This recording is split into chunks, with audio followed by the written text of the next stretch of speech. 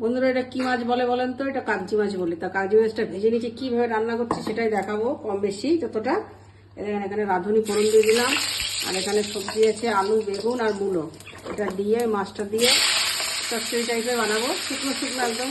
কে কে এইভাবে রান্না করে খান কমেন্ট করবেন। আর একটা মশলা দেবো, একটু জিরে বাটা আর রাঁধুনি বাটা, আর তার সঙ্গে দেখেন 2-4টে কাঁচা লঙ্কা দিয়ে দিলাম, আর হলুদ আর নুন।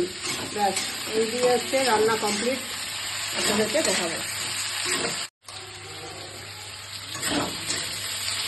এটা এখানে হলুদ নুন দিয়ে দিয়েছি, আর এবার তার সঙ্গে দিয়ে দেবো এই 1 চামচ জিরে আর রাঁধুনি বাটা। ব্যাস, এই দেবো, দিয়ে মাছটা দিয়ে সামান্য একটু জল দেবো। হয়ে গেল আমার হচ্ছে চুনো মাছের, কাগজি মাছের চচ্চড়ি। কারা কারা এইভাবে রান্না করে খান অবশ্যই কমেন্ট করবেন। আর এই মাছ খেতে ভীষণ ভালো লাগে, কি বলবো, একবার